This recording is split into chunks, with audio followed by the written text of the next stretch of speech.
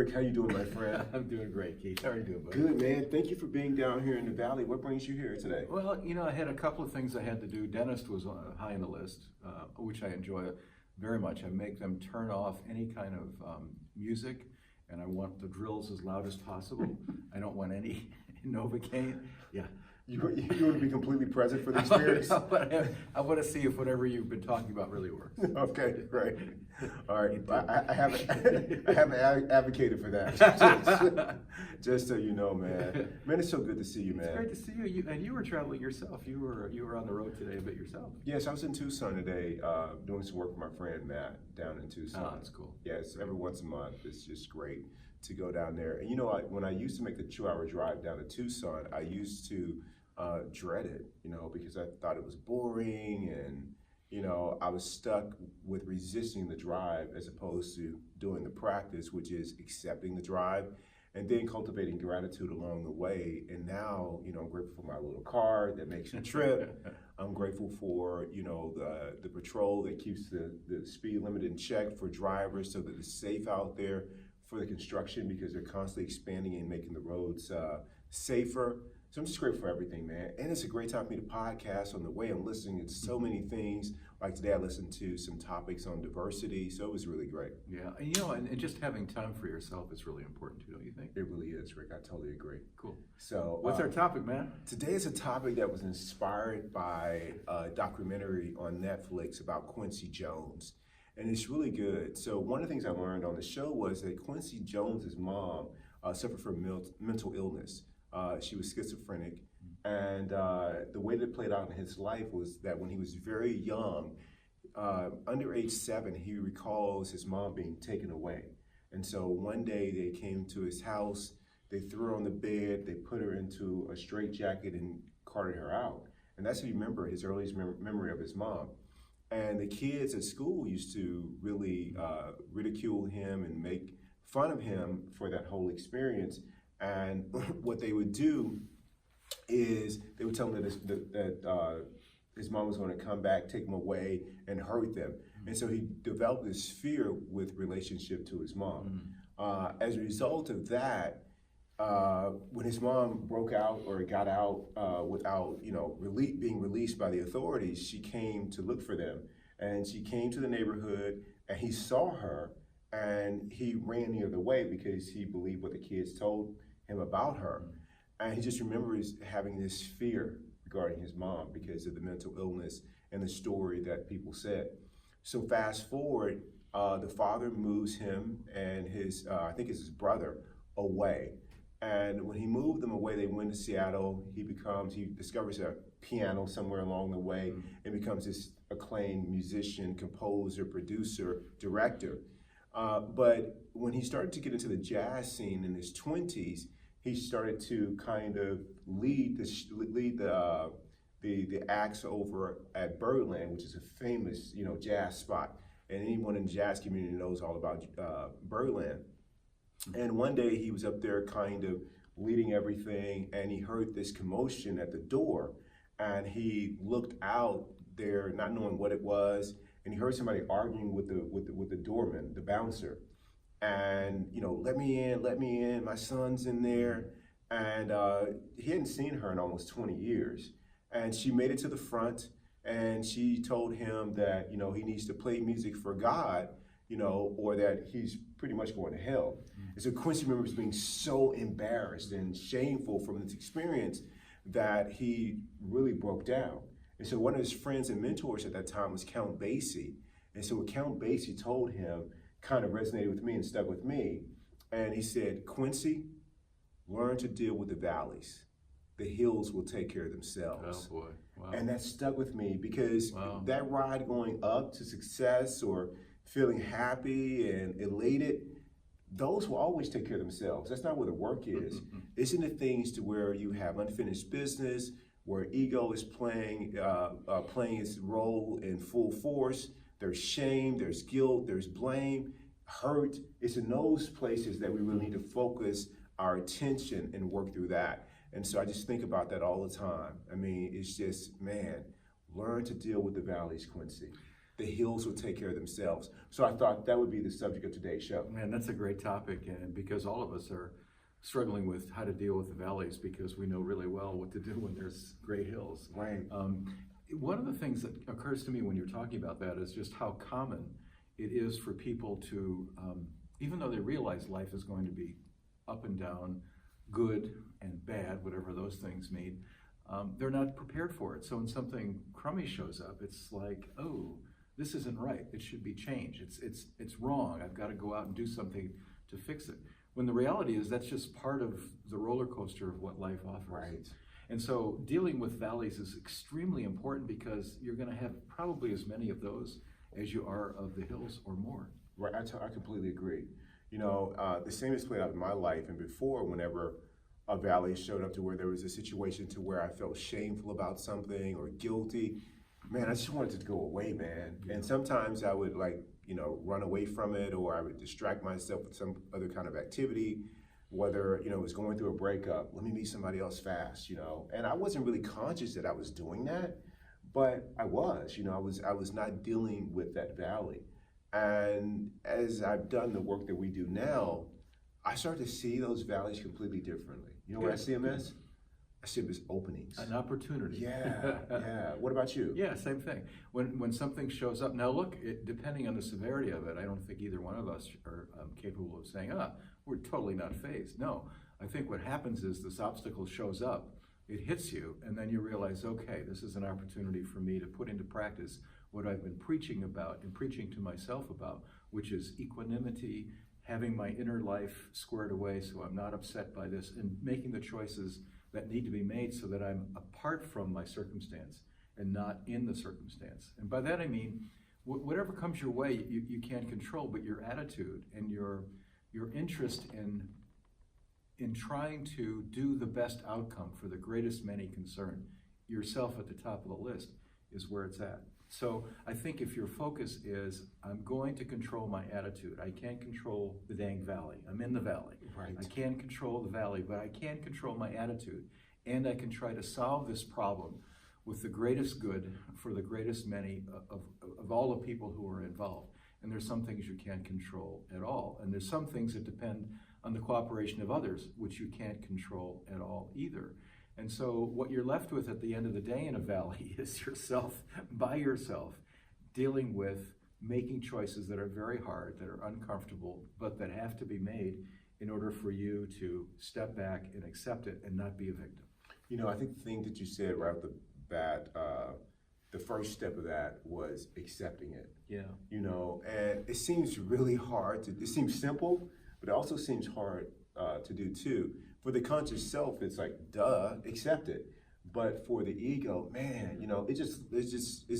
it's inclined to resist any and everything. Yeah, and I think for a lot of us, it reinforces things our parents told us, like, you're not dealing with this, you're lazy, or you're running away from your problems. And it may look like you're not taking action, but on the other hand, what you may be doing may be exactly right, which is taking the time for yourself to analyze it, selecting a course of action that involves the greatest good for the greatest many, and yourself at the top of that list, and then proceeding. And it may take a while for it to play out, but we have to be mindful that people are going to be critics of whatever we do. And so part of all of the valleys, I think, a good part of many of the valleys has to do with living with the disapproval of others, or dealing with the good opinion of other people, whether you want it or not.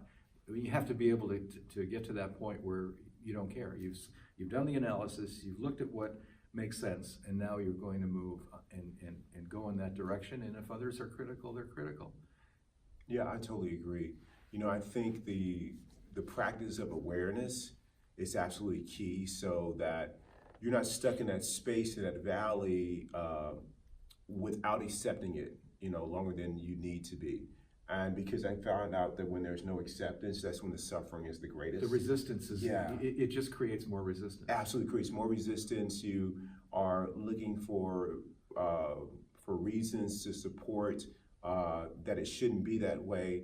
You're looking for agreement in others to confirm or verify that it shouldn't be this way. And all of that just prolongs the suffering. And so for me, what I've tried to do in my everyday, life is to try to continue to heighten my awareness, to be on the lookout for opportunities to practice, for those openings. And I've kind of I've kind of used the signal of when acceptance is needed is when I feel the suffering, I feel the tightness of the chest, I feel the stomach drop, I feel something inside of me say, this isn't right, something's wrong here. Just those little subtle actions to where I kind of feel myself become emotionally deflated, that, okay, this is where I need to observe what's going on here, really look at it from a 360 view and scan it, and not to pick it apart like the mind tends to do, but more of an observer of the situation. That's a great point. Yeah, and as an observer, I can start to say, oh man, now I can see the whole picture here. This is an opportunity for practice. Okay, the first practice is acceptance. The next practice is, let's say it's something that I missed something on, and it is, I got a business situation to deal with, or a tax situation to deal with that I think is wrong, is unfair, or a legal situation. Any of those things it begins with accepting the situation as it is. And once I do that, it clears the space for me to take intelligent action. Instead of being reactive, I start thinking, oh, what's the first step? Oh, I need to call somebody who's an expert in this area. And release any kind of expectation that it's supposed to go a certain way. The practice first to accept it. And if I did drop the ball and didn't do something that I knew that I should have done, then I also am reminded that, well, here I am now. So beating myself up over it or blaming myself is not going to be helpful for dealing with it. But, after we get on the other side of this, I have a conversation with myself about, here's what we're going to do next in the future so that we don't experience this. And I think that all of that has helped me deal with the valleys. And that's on a material level. On a more emotional level, let's say a loved one, a significant other, or friendship in my mind hasn't worked out. And typically what comes with that is a lot of pain. And I think that's normal as human beings, or some hurt or some upset. Pain is standard, right? Pain is Suffering standard. is the option. Suffering is optional. And to that end, to eliminate the suffering, I make sure that I meet that without pointing fingers or blaming either party. Or yourself. Or myself, right? Them or me. And then the next thing that I do is I try to fill that whole space with love. And once I do that, man, I became grateful for the lessons learned through that relationship, what I know about myself, and to treat the other party and myself with kindness. And that almost always gets me out of the valley. I think the first step along with acceptance, I guess part of what acceptance means is not getting caught up in blaming other people and not getting caught up in blaming yourself. I think a lot of energy is wasted when we go down the road of, why is this happening to me? Does this mean I'm a bad person, or I am a bad person? I'll give you an example. If you have a parent who's struggling with a child that has severe issues, maybe a drug addiction issue, or maybe they've done something that is indefensible, but you're the parent, you still love the child. You may be thinking, this is something that is just intractable. It shouldn't be happening to me. I am a better person. I was a great mother. I was a great father. Why did this happen? But I think you go back to what Keith said in the beginning, which is that you're here. You're here. It's just like landing on boardwalk in a Monopoly game. That's the nature of the draw. You're here. You have to deal with it. So you go through your options. And while you're holding space in a loving way for other people, you're also trying to figure out the best practical way out of it. And sometimes there isn't one. Sometimes there's no good solution. That is the time that is the most challenging. When you have to say, I've done everything I can, I'm letting it go. For my own sanity, for my own inner peace, I'm letting this go. There's no value in becoming a victim. There's so much energy that's involved in being and maintaining that victimhood status that you can't ever get to see what the end result might be. And then the ball's in somebody else's court. You can only go so far. You know, we're all interdependent people. Absolutely. And it always depends. It's always a moving target. It's not just what I do or what Keith Right. does or what our parents do or what our kids do. It's our best self acting in a loving way in the best option that we can. And then you got to step back and say, out of my hands, man. It's in the jury's hands. You know, I don't get to say anymore. It's done. Exactly. You know, I think that if I, you know, before, you know, we began on this path of really trying to practice consistently being present and loving and kind, man, I never wanted to set foot in the valley, right? Well, and you might think it's a mistake. If you're living your life the way Keith wants to live his life, what am I doing in this valley? But here's what I learned is that it doesn't matter whether I think I should be in the valley or not. It's part of the human experience. We're all going to end up in the valley. The question is how long will I suffer in the valley, and if so, for how long will I suffer? Until you get wise. Until you get wise. Until you realize that it's your expectation that it should be something else. Exactly. That's killing you. That's what's hurting you. Exactly. So now that I have accepted that having these valleys is part of the human experience, what that allows me to do is allows me to say that, okay, while I'm here and I'm accepting and giving up that it should be different, that, okay, let's get to work. Now, what is there to learn here? You know what I'm saying? Because it's in that experience, that learning, that's applying a practice that you know to be true, to be effective, which is being loving, being kind, those things. Is there another practice that I can also, you know, incorporate into living fully as a conscious being having a human experience? Is there another practice that I can do? And then it becomes fun, man. You know, because you're already going to be there anyway. Like if I'm coming out of this fire, let me come out here with some new skills, right? and it's not about acquiring something That's a great new. attitude. Yeah, it's not about great. acquiring something new, but it's something. It's more about becoming more conscious, and consciousness is in you, but moving everything out of the way so it can emerge more fully. And so that's what it's become for me. It's looking at the valleys in a completely different way, since we're going to have them anyway. A good many people experience tremendous anxiety because they may know this intuitively. Mm-hmm. They really feel like, okay, I can do that. But then I worry that my husband or my wife or my mom thinks that I'm mean or cruel or a bad person. And so then you have the anxiety of trying to deal with somebody else's expectations of you.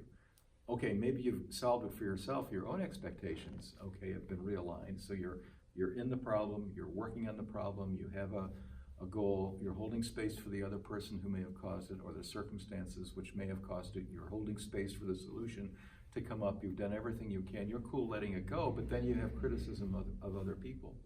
That is what I'm focusing on more and more, because people have a very hard time feeling like they're letting other people down, or they're not being proactive enough about solving it. And I'm saying it's the opposite. I think you need to back up from that and have confidence and strength in your own individuality and your own inner peace to understand that is really what's most important as you figure out the problem. You know, they're not going away. You might as well have a strategy for this stuff. Exactly. It's not going away. It's always coming. Woo, woo, woo, woo, whatever you got. Exactly. I think that becomes the practice in that case, is that, you know, other people's expectations, and we've done quite a few podcasts on that when you bring love and kindness to the situation, to yourself, to others, and acceptance, that's really the heavy lifting there. And so you don't want to counter all that effort by heaping on, I got to do this the way that other people think I should do it, or they're going to judge me for not handling it differently. Things like that. Like, don't make it complicated.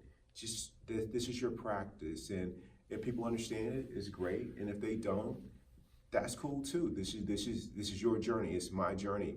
When I was going through some valleys in my life, there were people that thought that I should be more upset, or I should be handling it this way. And when I evaluated most of the approaches that people suggested I take, when I did that, because I was doing the work, I was able to say, that approach, that's got suffering written all over it, you know, so I won't try that. But there were some other practical approaches that people suggested for me. I'm like, oh man, I can see where that's got peace, you know, infused in it. Like, that's very helpful. And so I became very discerning about what kind of advice I would take and incorporate. So I think who you surround yourself with, if you're in a valley, really makes a huge difference. And isolation, for me, has never been the answer or the key. Sharing with everybody hasn't always been the answer or the key either, unless the people that I share it with are on the path of really trying to be conscious too. Which brings us back to something that always is lurking in every one of the themes that we talk about, and that's judging. Mm-hmm. The more we can get away with the idea that judging doesn't serve, and it just takes up valuable moments when you could spend it on practicing love or working on a practical solution. Judging is truly the cancer that affects us. Self-judging, as well as listening to the judgments of others, including the people who may have created the circumstance that you're struggling with that puts you in the valley, like a child that fails to understand that maybe your brand of discipline is coded in love in a way that's for their best interest, and you feel terrible as the parent by doing something that's going to visibly upset your child, but on the other hand, you know intuitively or psychologically or emotionally that that is the best thing for that child. Once that decision is made, you've got to, I think, draw the line in the sand and stick with it. And again, mindfulness, which is nothing more than being in the moment, present, with nothing added, no expectation, being in the moment without judging what you're seeing. It's just, this is what it is. I think that creates a lot of space for an opportunity to have inner peace and quiet, and allows you to play out whatever the practical solution might be that you're going to have over to the problem that's going to always be there. Not that particular problem, but all problems all the time. That's what life is, one damn thing after another. Mark Twain. Mark Twain, that's somebody. Yeah, so before we close is, take it home, man. Yeah. Take it up. You were on a roll today. Thank I you. was learning today, man. I haven't had any recent valleys that were, to speak of that's really been like daunting compared to some others I've had in the past. And I don't know if that's because, I really, have gotten better at the practice, or it's because, one is around the corner. I'm not really sure, but it's an interesting concept. Yeah, Maybe yeah. when you practice, there are valleys, but you don't even notice them. I don't even notice them. Yeah. I'm able to move through them pretty quickly. Exactly. And so that could be the case. I do know I've gone through some things here over the last year that before I would have totally, been stopped, 4 or 5 years ago. But now, the practice, I'm doing it every single day. I cannot let up. I'm so committed to not suffering. And you're so different than when you were 11 years ago when we first met. I mean, out of the Marine Corps and really hardcore about, my way or the highway kind of approach. And now you're Mother Teresa with great abs. I wish I was Mother Teresa. Oh, maybe you're close, man. Man, thank you, Rick, man. I love you. I love you too, man. Great Thank job. you. Great job.